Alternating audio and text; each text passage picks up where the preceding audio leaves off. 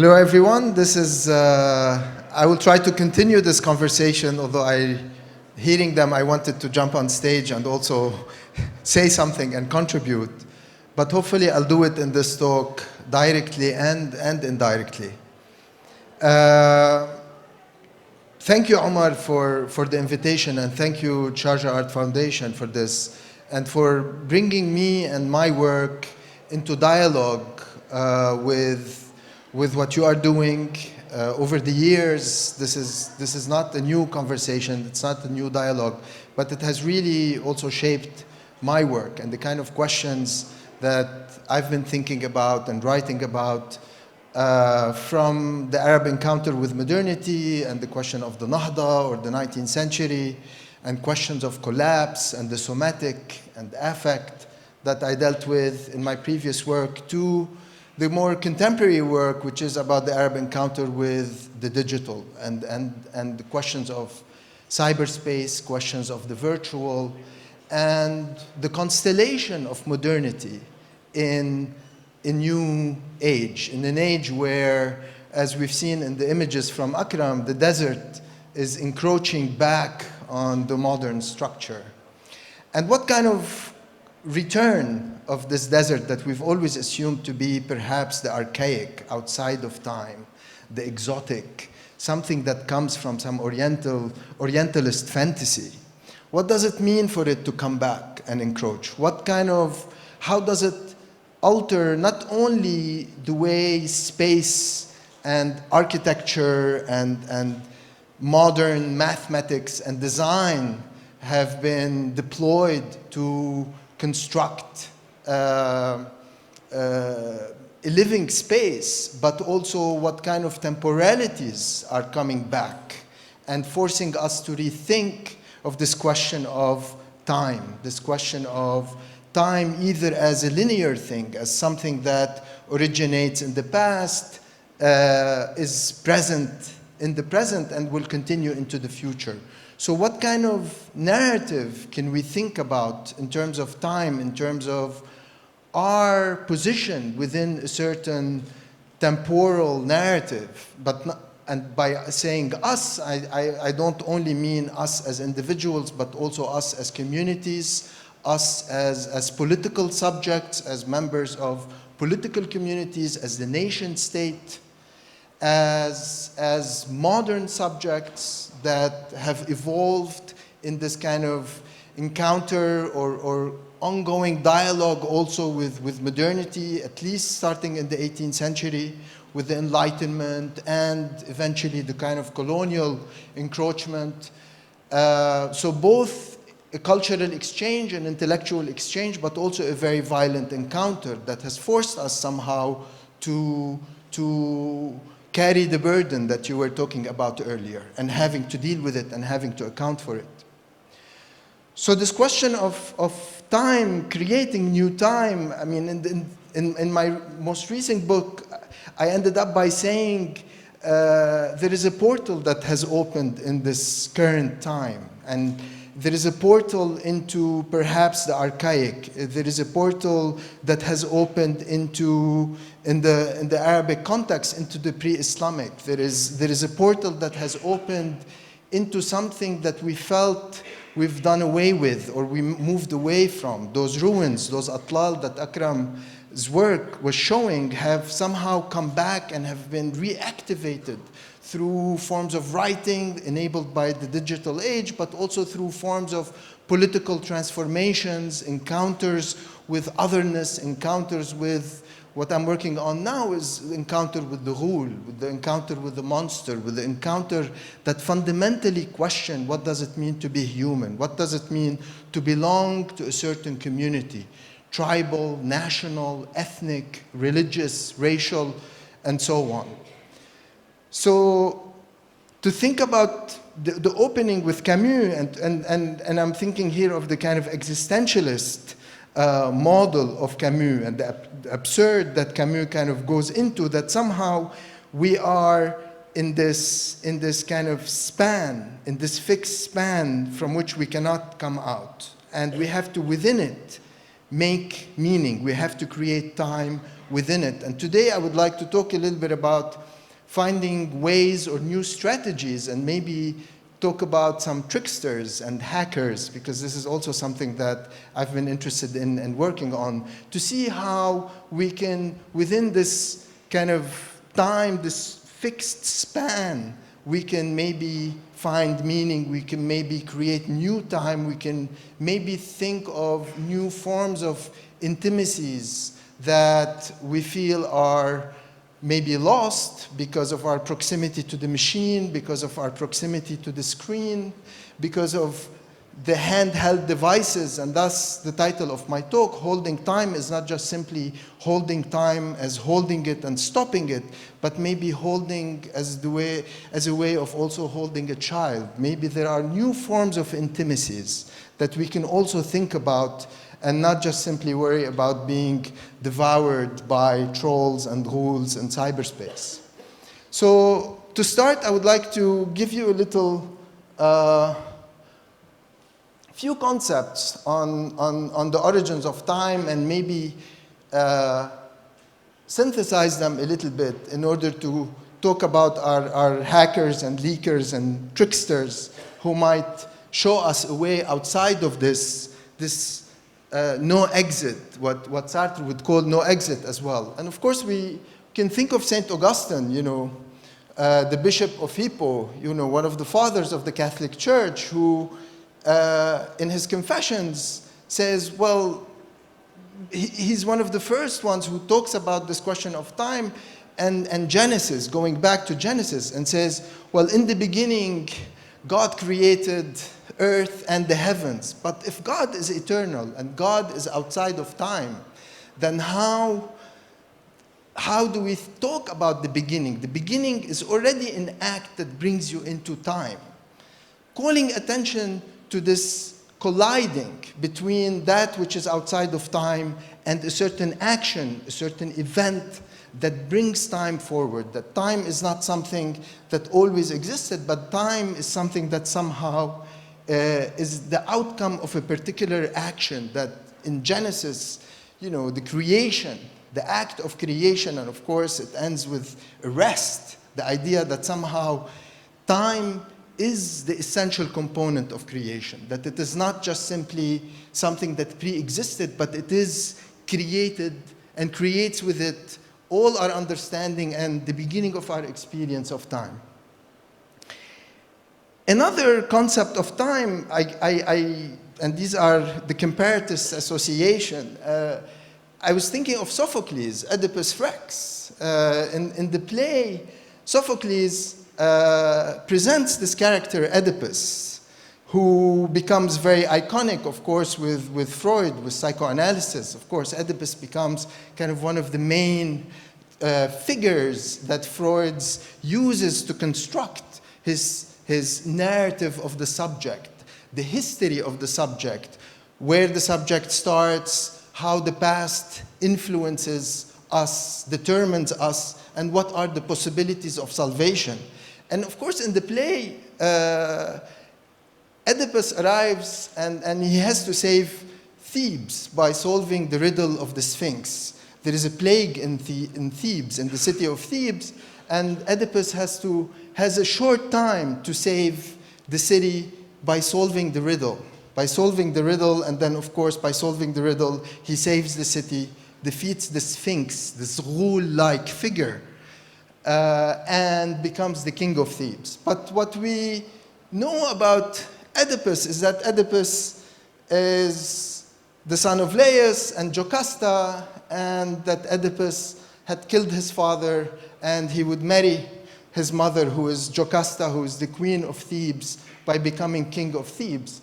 So by saving the city, by delaying that which is predetermined, there is a window of time that Oedipus manages to delay the ultimate verdict, the ultimate retribution, which he does not know that he is, that he has killed his father and married his mother, but this is something that comes back later that haunts him.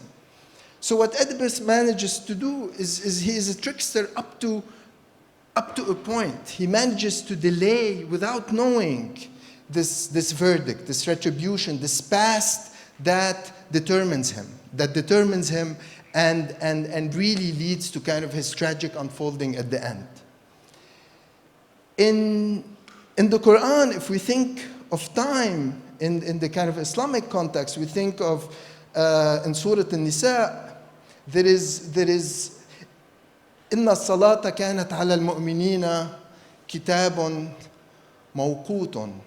So prayer is a prescription at set times. So the idea of, to come back to the existentialist span, to come back to Camus, to come back to Sartre, prayer, the five prayers that Muslims perform every day, that the believers perform every day, is that which organizes time, that which creates also a concept of time within the maktub, within the preordained, within that which has been created, already known by the Creator.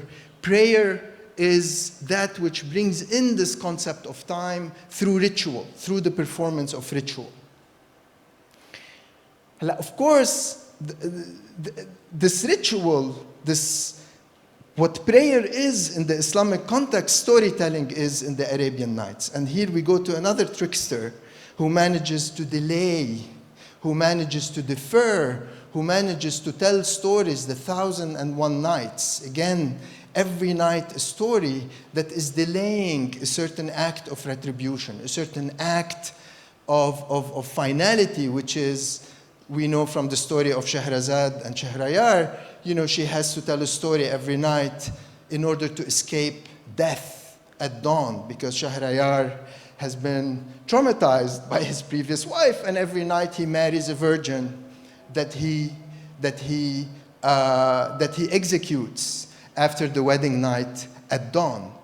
And so Shahrazad, just like Oedipus, answers the call of the people to save the people, and not any people, but to save the women of the kingdom, to come and save them, and to interrupt, to trick the king, to tell stories every night, to defer and defer and defer the verdict, the act of retribution, the act of absolute death that Oedipus manages to defer up to a certain point. But in Shahrazad, she seems to succeed, because she is not, at least we are not told in the frame story, that she meets a tragic end, that somehow Shahrazad trick works. And this is something that I would like to talk more about in this presentation later on, to think about these 1001 nights, this dividing of time into these nights, into these small segments, where every night, through storytelling,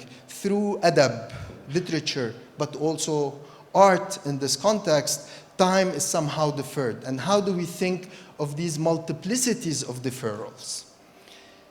Of course, we were not time in the modern context that you were talking about earlier, in this kind of colonial, Enlightenment, 18th century context, becomes understood as this moment as linear, more or less. And of course, Freud sees Oedipus as being bound, being predetermined by his actions in the past, and therefore he's unable to really move into this future. He's unable really to have salvation at the end.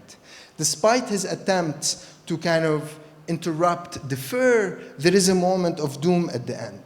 So this kind of the history of the subject, which is the most important kind of component of modernity, is really based on this notion that somehow the past shapes us, but of course for Freud, psychoanalysis or therapy in some sort is this kind of, perhaps this time travel, this ability to go into the past, perhaps it might shape the future, it might change the future.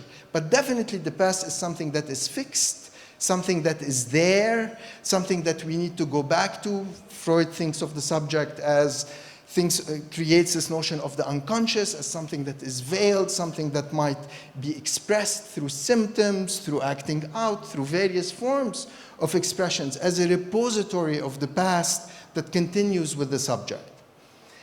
And of course, this is not just simply Freud's idea, the nation. The idea of the nation has been understood also in those terms, starting in the late 18th into the 19th century, the idea of the nation as something that is born at some point, exists in the present, and has a particular future that its members have to somehow strive into. So the idea, of course, I have Benedict Anderson on one of my slides, and many of Benedict Anderson's, the late Benedict Anderson's colleagues and students are in the room.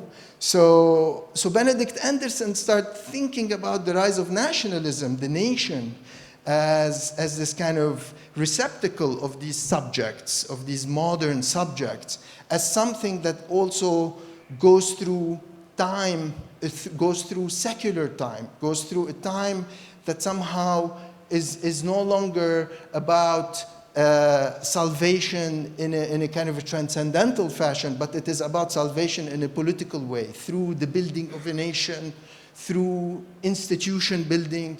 This is what Foucault will come and talk about later, and theorizes this rise of modernity through these institutions that will guarantee the continuity of a certain subject, of a certain nation. Anderson talks about reading practices that develop at the end of the 18th century, newspapers with print capitalism, with the availability of books, also the vernacular languages, when people start imagining themselves through these acts, through these rituals, through these modern rituals, start imagining secular time as being members no longer of a dynastic community or the community governed by kings and lords in Europe at the time, but or members of a religious community or a sacred community, but really members of a national community that then has to rethink itself as having a particular origin, as having a particular present, and as seeking salvation in a particular future. And of course, this is anti-colonial struggles in the global South, to think about Africa, to think about the Middle East, to think about South Asia, has to a great extent thought of recreating the nation as this moment of salvation, of breaking the bonds of colonial rule, of liberating the people through certain political and cultural projects, bringing Arabic as a national language. I mean, today we're seeing in Algeria there are protests. I mean, of course, the Algerian Revolution in the 1960s also brought with it certain national projects involving language, culture, that are meant to lead to a certain future where we are saved, a certain future where the members of this nation are saved. So all these concepts are really going in thinking in teleological sense. And of course, if we think of Hegel, Hegel not only thought of nations in terms of teleologically, but also thought of civilizations. He thought of the Egyptian civilization as having been born, achieved, and died at some point. So it was also a way of othering, a way of creating hierarchies of civilization at the beginning of the 19th century, to say who lived, who continues to contribute, who continues to hope for a moment of salvation in the future, and who are completely outside of this narrative of salvation altogether. So this kind of modern framework, I want to say, is no longer working today. I want to say that this modern teleological framework that is coming to us from a very particular moment in history, from 18th century, 19th century modern national projects that also have crystallized with theories of the subject, with psychology, with this idea of the subject as also having a certain past that determines it, up to a certain point, but then could interfere in this past or maybe go back to this past, that this model of the veiled subject, this model of the nation that somehow is going through these stages of development, that there is something about this model that is no longer working. There is something about this linear model, this narrative, this historical narrative, this experience of secular time that is no longer working. And it's no longer working for a variety of reasons, and some of which, and many of which, like you have been talking about today, and I've been seeing expressions of them in various art installations here, but also talks and so on.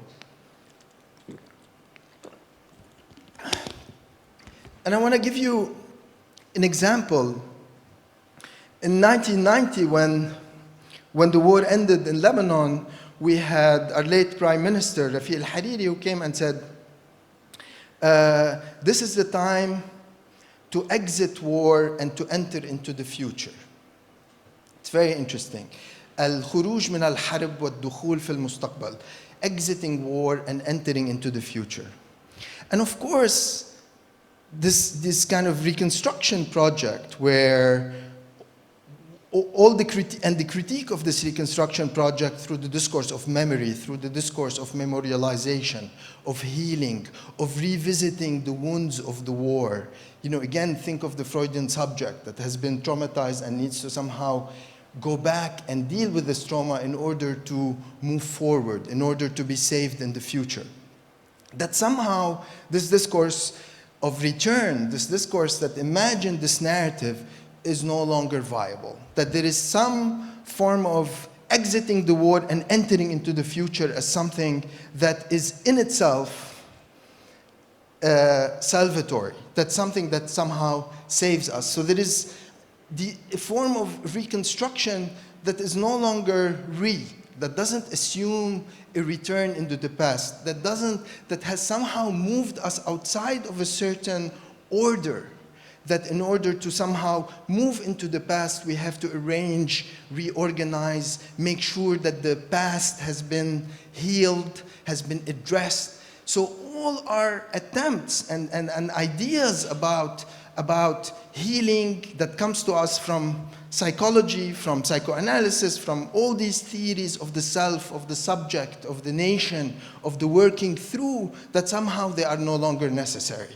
That somehow we can enter into the future without dealing with the past, which assumes that there is a new subject that is also emerging, and there is a new understanding of a nation or of a political community that is also emerging, that no longer has to deal or that could just enter the future.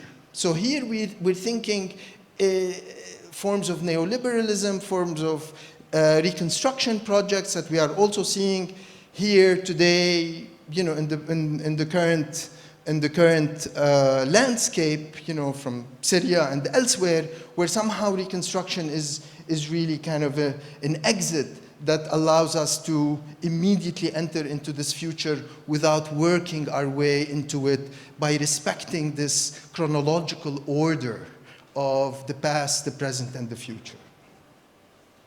Of course, the other framework, and 1990 is also not just simply the end of the Lebanese Civil War, it is also the collapse of the Berlin Wall, the collapse of the Soviet Union.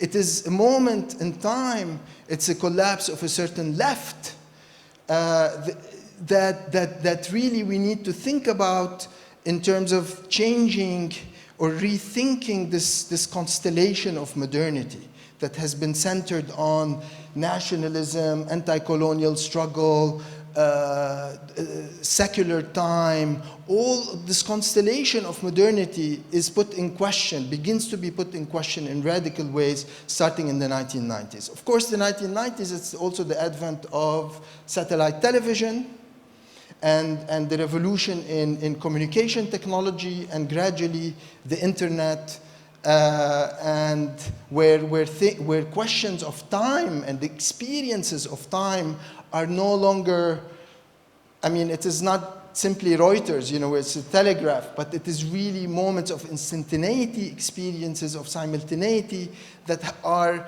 catapulting us, that are really kind of bringing us into this future at what Akram said, at warp speeds, you know, at warp speeds in a way that we, with no time to process, with no time to work through.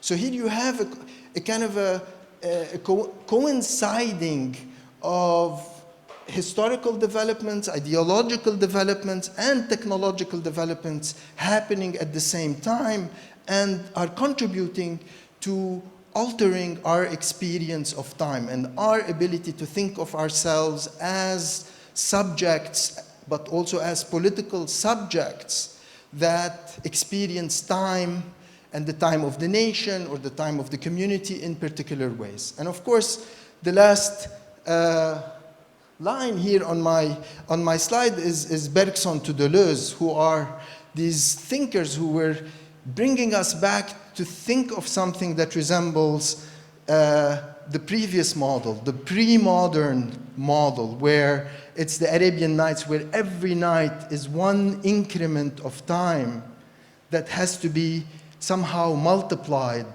and the multiplication of every night is itself meaningful, is itself the way to a particular future that is never really resolved. But it is the multiplicity of these little increments, every night, every story, but if we add them all together, this makes up the Arabian Nights, but also it makes up a certain concept of meaning through literature, through art, through life that is coming back today. This is really what Bergson thinks in terms of durée, or the duration, by kind of looking at movement and physics and how we cannot really measure time. I mean, he's saying, you know, this is something we have to imagine as having happened. Of course, we know how they measure speed in physics. You don't just measure it by adding and dividing the time you leave, but you actually divide the space traversed into small fragments, into small segments, and then you add them up. And this is really this encounter with the virtual, this encounter with a different kind of understanding of time that could not be fully captured. There is something that remains outside of it. There is something that has to be somehow imagined. And I would like to take you into the virtual and into what's happening to the virtuals, to the subject in the virtual, to the Freudian subject in the virtual, and see what kind of speed and movements and warp speeds are also affecting this kind of fundamental unit of modernity that I think needs to be rethought and is being rethought in art, but also in other fields. And here I take you to Abdullah al-Ghaddami, who's a Saudi intellectual and literary critic. And Ghaddami writes this book called Thaqafat Twitter culture. And it's a combination of a manual for how to communicate online, and also kind of a philosophical reflection on the effects of online communication have on this idea of the public sphere, or the idea of adab, civility. Here adab means literature, but also civility. And Ghaddami says, Twitter is a formidable, I mean, you can read it, you can read the English, right? I'm gonna read the Arabic, because the Arabic here is very powerful. And I will maybe think with you about some of the references. تويتر وسيلة ثقافية جبارة تؤدي وظيفتين مزدوجتين ومتلازمتين، هما المكشوفة الكاشفة. وهي مكشوفة من حيث أن صاحب الحساب فيها يصبح مكشوفا وكأنما يستحم في بيت من الزجاج، وإصبعه يسبق تفكيره، وكل شطحة يقع فيها تصبح على مشهد مفتوح بلا ستائر. وهي كاشفة من حيث إنك كمتابع سترى الكل أمامك، تكشفهم في مشهد حي عبر هذه الوسيلة الكاشفة، وهذه وظيفة تصنع نوعا جديدا من الفضول الثقافي بحيث تتعرف على نوازع ومخبوءات أي شخص بمجرد أن تلمس طرفا من مخبوءات هذه الشخصية ليتكشف لك ما كان مستورا ومدارا، وما كان يمكن الاعتذار له صار في موقف تفضحه الكاشفة ولا تعطيه سوى فرصة لهروب محاصر ومشهود ومشهر به. هنا البيت الزجاجي ومن دخله لم يعد آمنا. Okay, so this is cyberspace. So what is Ghazami's fear, but also definition of this kind of cyber? Of course, this is Twitter, but also it is cyberspace in a larger context. If you notice the repetition of the word kashf, kashafa, makshuf, kashifa, or what I've translated, the unveiling, the unveiled, the unveiling, the kashf of that which is mastur, wa mudara, that which is veiled, that which is hidden, that which is not seen. So there is all of a sudden this landscape of total vulnerability, of total nudity. But of course, kashf, and this is something that will be discussed later, I imagine, with the talk on Ibn Arabi, the kashf is also the Sufi kashf. It's the mystic kashf. It's the mukashafa, which is the collapse between the subject and the object. It is the ability somehow to know and to be one with that which is known. So this barrier, this separation between the knower and the known completely collapses. And so here we're entering into, and the shath, of course, here he's talking about the fingers preceding thinking.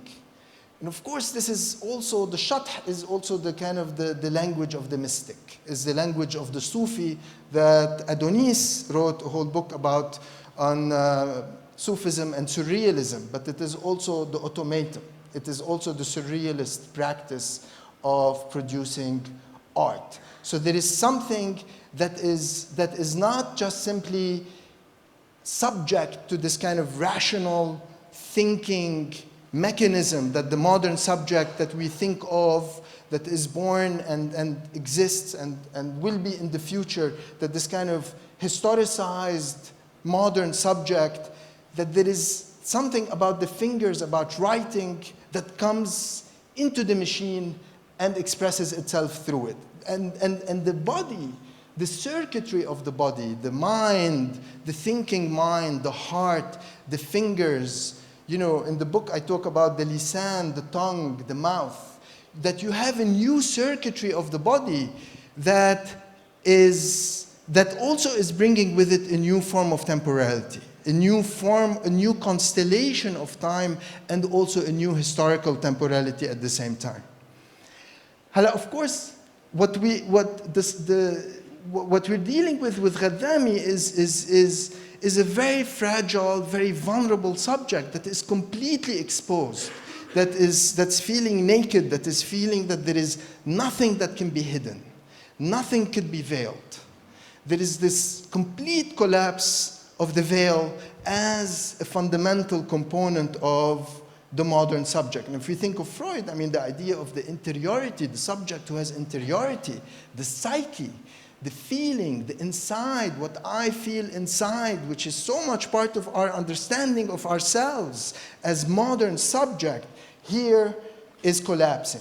That there is this feeling of total and absolute vulnerability and this collapse of the interiority of the subject that is the constitutive part of what makes us modern and what makes us experience time in a particular way. So this collapse is also the site where the makhbu'at and the nawazi' appear. And here it's interesting, the impulses, the streaks, the visceral is where appear in this kind of new landscape, in this kind of virtual landscape, where the desert has also encroached on the kind of modern structures. it is the place where the nawazi' appear. And the word nawazi' in Arabic is very interesting because if you kind of deconstruct it, in it you have naz'a, which is a streak, but it's also a trend. Naz'a, it could be naz'a sha'riyya, a poetic streak. It's a genre, it's an allusion to a particular aesthetics that is coming from somewhere else. And thinking about the presentation earlier, I'm thinking of, you know, traditional Arabic poetry and the buka ala al-atlal, the crying over the ruins. Something from that particular genre is coming back through the virtual and recoding and reconstituting the subject. But also there is something about the naz'a. The naz'a means to disarm, to dispossess. The niza' is a conflict. Niza' in Arabic is a conflict. So there is something about also this moment of being dispossessed of a particular order, of a particular ability to contain oneself, to veil oneself, to hide, to organize thought, to express them in a way that is subject to the agency of the subject, that is really to give the subject control over what is said and what is done and how the subject appears. And ultimately, what we have, we're entering into the shath, into this kind of, this subject out of bound in some sense. But of course, keeping time in mind, what does that mean in terms of how the subject exists in a particular history, in a particular time period? And what's interesting is that it is not only the project of modernity that is being undermined in Ghazami's statement. And this is the last sentence, is very, very important because he says, هُنَا الْبَيْتُ الزُّجَاجِ وَمَنْ دَخَلَهُ لَمْ يَعُدْ آمِنًا. And this idea of aman, of safety, of security, of course, you know, when we think in terms of Islam, we say Ameen, we say Amen. I mean, this is really, of course, what Freud goes and describes as the womb, right? As the womb, the aman, that which really kind of makes us feel safe, not simply, you know, safe from shooting or the weather, but safe in this kind of existential, kind of Heideggerian sense. This is also the collapse of the Islamic referent and its ability to provide the aman. And of course, this is very important when the Prophet enters Mecca in 629. He says, I give you the aman. I will not take my revenge on you Meccans who have fought me. When the Prophet Muhammad enters Mecca in 629, he says, I give you the aman. You can enter your houses and you will have the aman. You will have the safety and security that I will not exact tribal retribution.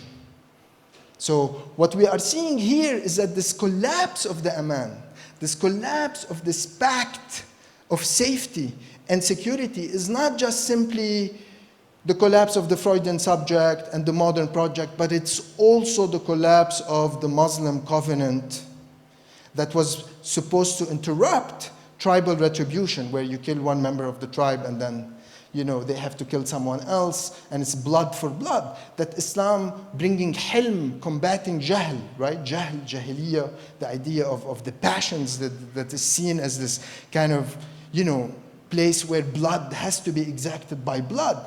That Islam was meant to kind of bring an end to this kind of retribution, to this blood retribution that has consumed these tribes in a kind of ongoing warfare. So even that, even the Islamic referent is here under threat. And that's bringing us back to forms of the archaic, that's bringing us forms to non-security that even not only precedes the modern project. We didn't start feeling secure with, you know, Rousseau's social contract, but really within the Islamic context itself, that there is a lack of aman that is fundamental, that is threatening the subject, and that is also forcing us to rethink the chronological order that we have also imagined.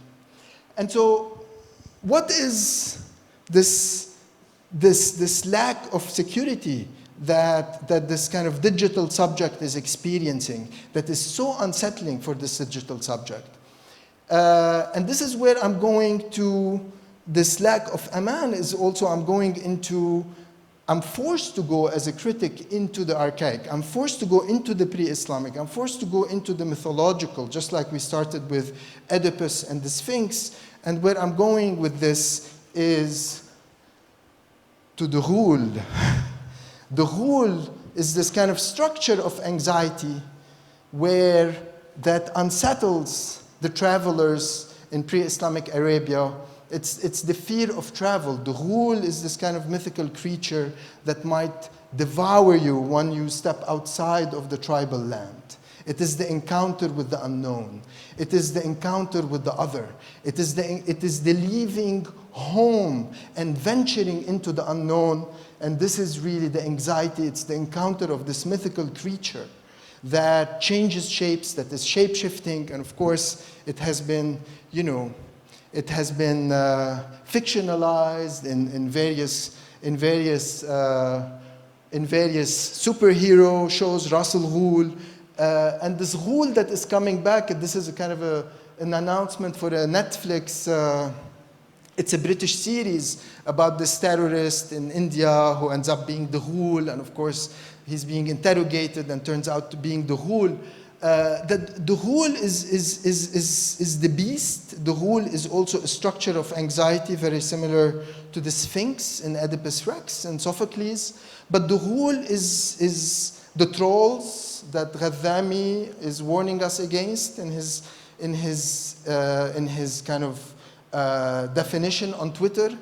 But the ghul is also something about this archaic, something about this kind of mythological that is coming back and is also threatening us. And it's coming back online through this collapse of adab. There is no adab in these forms of communication that Ghazami was talking about. That's why he writes a manual for Twitter, a new adab for Twitter.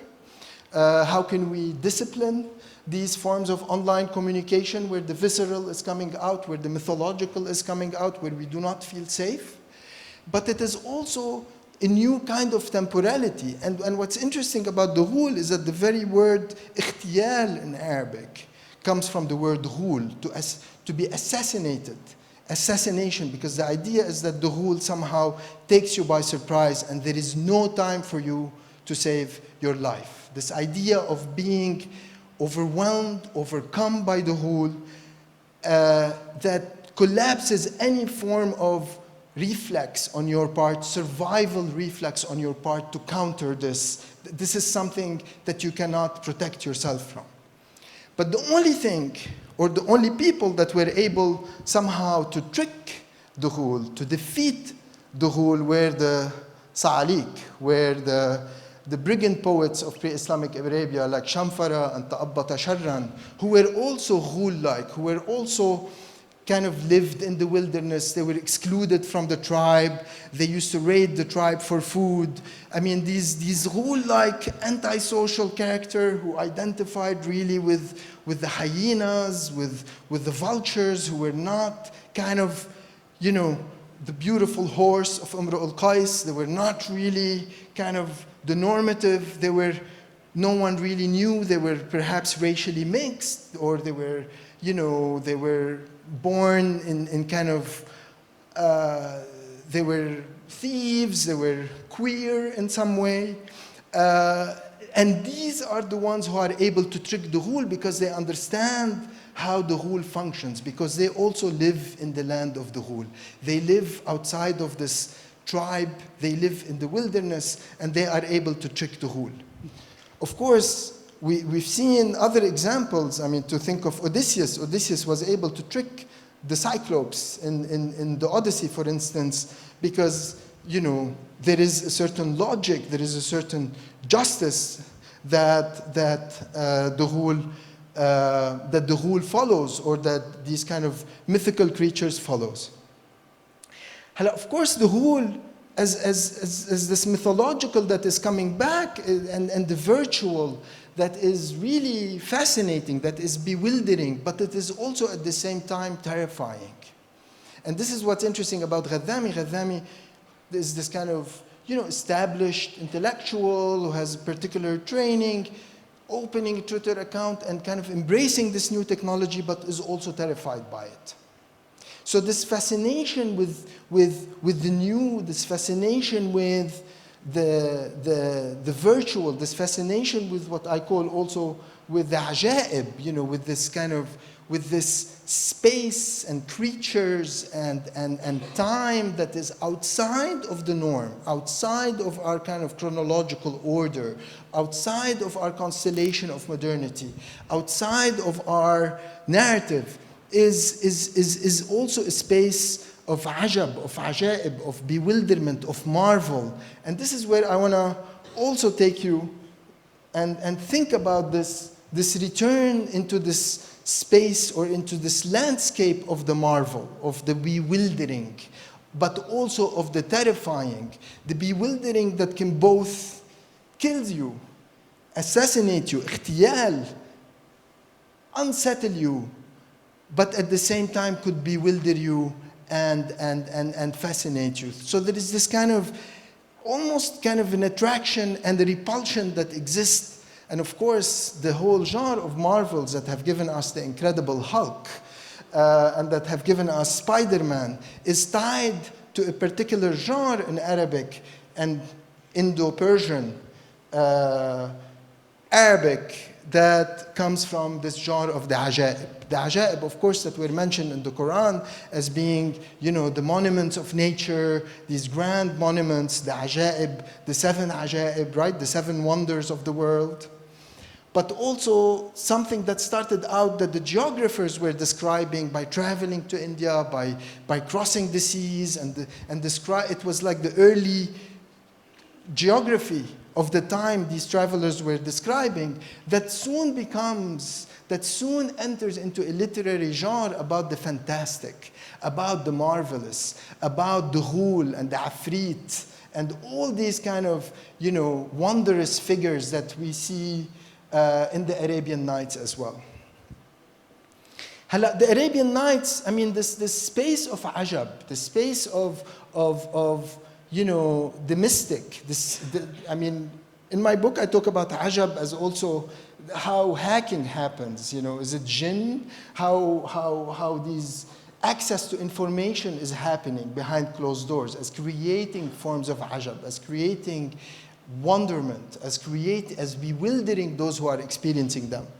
So, the same ajab that has given us the ghul, that has given us the ghul as a creature that can kill us, that can devour us, that unsettle us, is also perhaps the way to think about that which could give us life at the same time.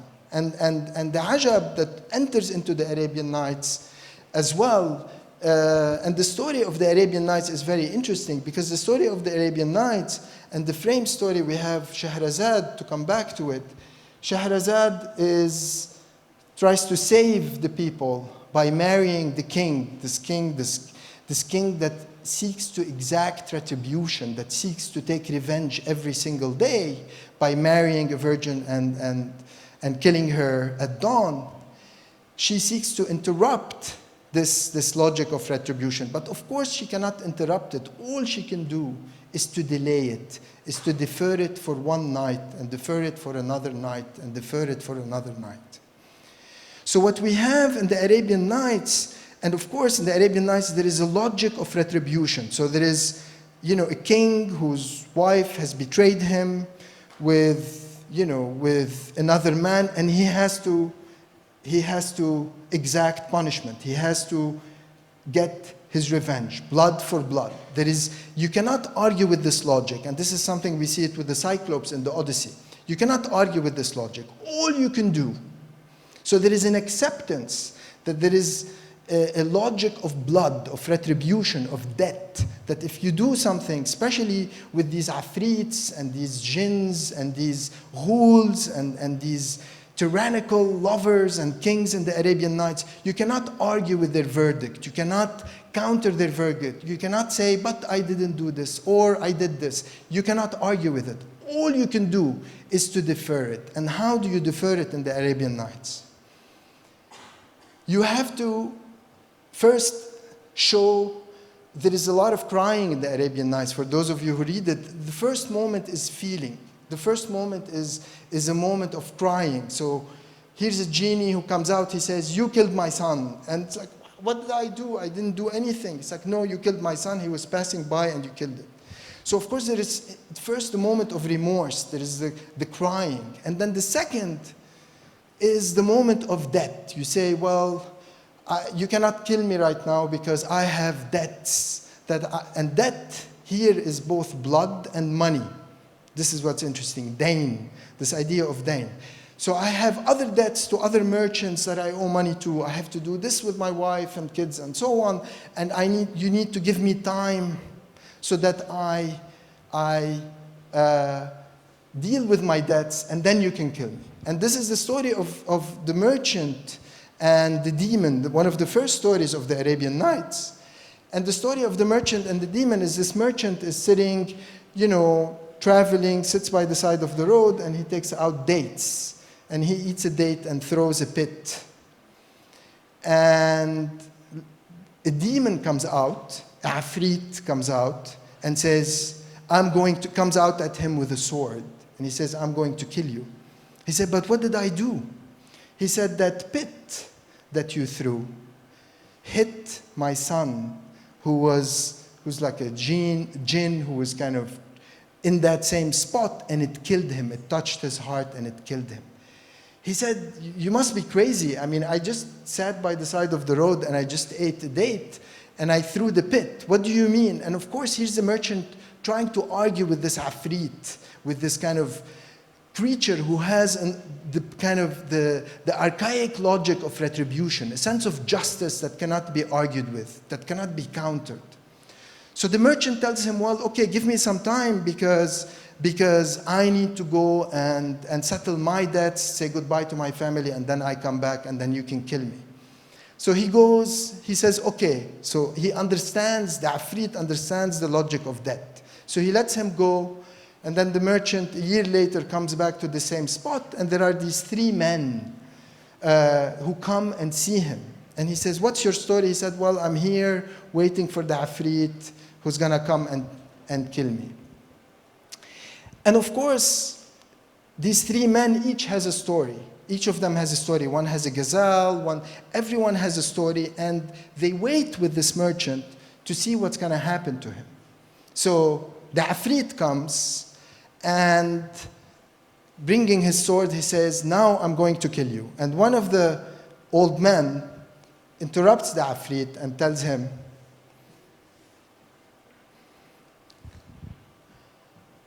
أيها الجني وتاج ملوك الجان إذا حكيت لك حكايتي مع هذه الغزالة ورأيتها عجيبة أتهب لي ثلث دم هذا التاجر؟ قال نعم يا أيها الشيخ إذا أنت حكيت لي الحكاية ورأيتها عجيبة وهبت لك ثلث دمه.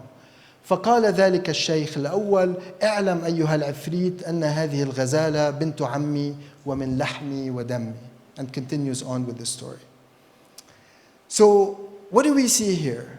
So there are three old men, and this is the first one. He says, if I tell you a story and you find it ajiba, you find it marvelous, you find it bewildering, you find it wondrous, would you give me a third of your claim on this man?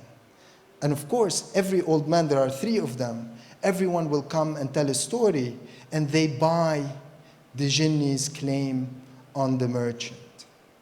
So it is not by arguing with him, it is not by saying, well, the guy was just sitting by the road and your son is like the spirit that no one could see, but it is by buying 1/3 of his dain, of his debt over him. But of course, what saves the life of the jinni? Of course, it's the logic of debt. They have to buy the debt, but it is also the story's ability to create wonderment, to create ajab.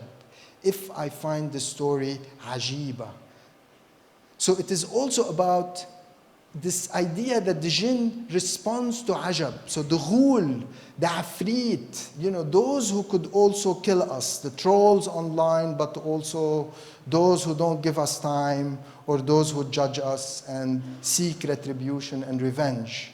That perhaps what we can do is that we cannot argue with them, because their logic and their sense of justice is coming from a place that we cannot argue with. But we can defer, we can create these moments and segments and create ajab and create wonderment. And this is not only through storytelling, but this is also perhaps through art. So buying time, or that's all you can do in the Arabian Night, is to buy time, but it is not just simply deferral, it's deferral through art, through deferral through aesthetics that save lives. And although we cannot argue, we cannot change what has been done because there is a logic of retribution, all we can do is defer it through these moments of ajab, through the aesthetics, through the artistic. And this is really kind of where, you know, where I end with these kind of notes, is that we occupy in this kind of new landscape where these kind of organized models, from the model of modernity to Islam as bringing hilm in this glass house that Al-Ghazami has described to us in this most unsettling way, this collapse of the subject that has interiority, that has feelings, that is veiled, that can hide and feel, that we somehow exist in the space between life and death, where we could encounter the ghul and be devoured by it, or we can deploy ajab through art and through literature and survive and live to tell a story like Shahrazad, live for another day to tell the story. I will stop here. Thank you.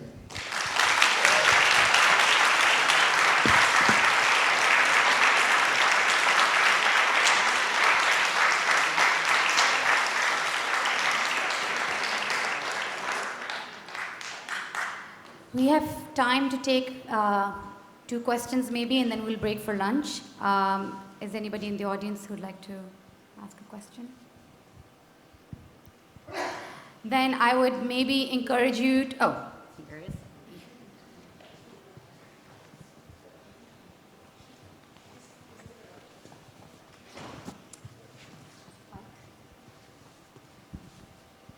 Thank you very much. Susan Buck-Morse from New York. Yes, of course. It was wonderful to hear. I really enjoyed it and learned a lot. But my question has to be this. Coming from the United States, Trump looks like a trickster and also someone who is not therefore to be trusted, but you see him delaying his ultimate punishment. Absolutely. And so that then has me thinking, as you describe this, you then need to let us know what political implications are. Yeah. So my question is, what politics, on a collective level, comes out of this kind of analysis of the present? Yeah. No, I mean, absolutely. And there is actually, I think one of the British tabloids, when they opened the embassy in Jerusalem, there is Ivanka saying, "Daddy's little ghul," on the cover with Ivanka Trump, that I show in another iteration of this paper. So there is definitely this idea of the ghul. We are faced with the ghul, and we are forced into a space of regression, where we, you know, the political subject is forced into the space of total regression. I mean, by being bewildered by this kind of show and making us more vulnerable and de-enlightenment, you know,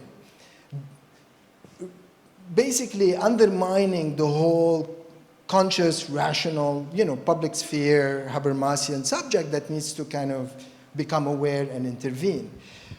I mean, what I think is we need to understand the new model in order to defeat it. I feel like we cannot go back and reactivate the public sphere enlightenment model, by going about recreating political consciousness in the way it has happened in the past. And we can talk about it. But I feel like there has to be a learning of new tricks that defeat this rule, that kind of hacks it. And I do feel that kind of some of the junior members of Congress now are onto this.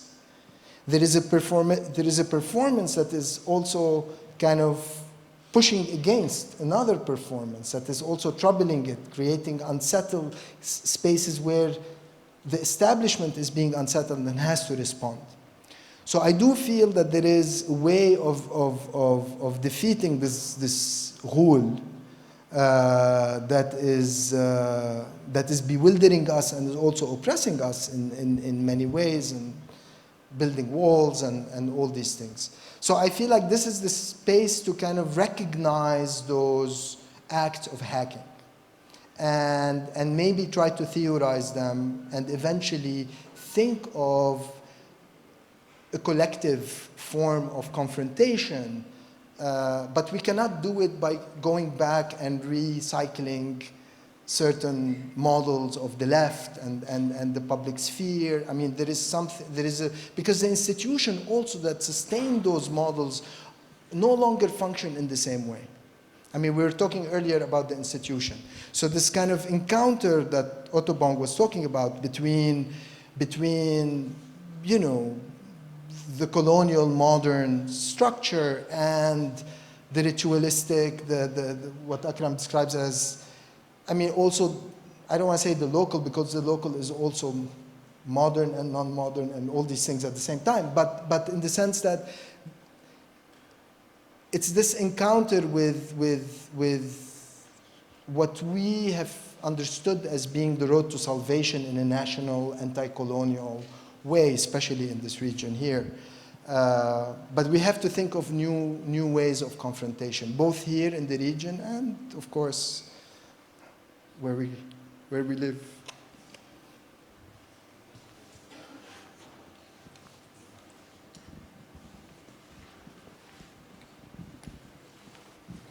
You say that you will talk about hackers. So could you please tell me, where do you place them? What is the profile that you give them? And what do you think that will be the future of their acts? Are they worries of the extreme capitalism? What they are really? Well, I just published a book called Leaks, Hacks, and Scandals, Arab Culture in the Digital Age, where I talk about hackers and leakers, but also not so much, I feel like these acts cannot be fully governed within a neat, either anti-imperialist or anti-capitalist kind of model, that there is something about these acts that also is always explained after the fact, is always made meaningful or appropriated as part of a certain ideology or critique of power after the fact. Of course, one of the things I say in the book, especially thinking about the Arab uprisings and where they ended up, is that the hackers also sometimes become hacked themselves by those who hack them, because hacking also makes sometimes the system more secure, because you identify those moments of weakness that allows the system to better protect itself.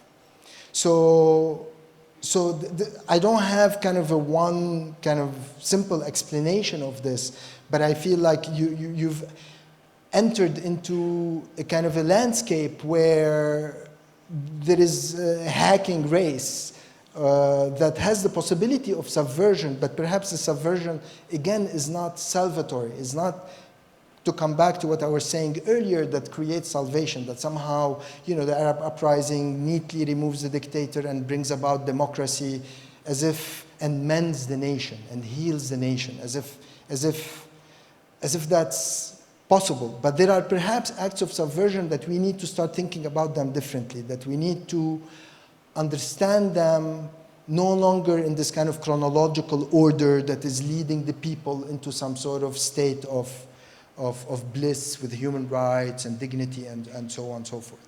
Not that we should abandon that, but we also need to kind of, at least as critics, need to kind of identify other possibilities of subversion and recognize that they also might also be subverted by the powers that exist as well.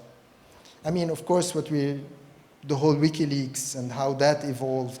I mean, I have a chapter called on leaking from the Arabian Nights to WikiLeaks, where it's all about this notion of leaking and the leak as an event and how it produces the leaker, that somehow you don't have a leaker that, I mean, so questions of compulsion, questions of intimacy, but also questions of fluids, bodies, recoding gender, I mean, with Chelsea Manning in this case, are all at play in this context.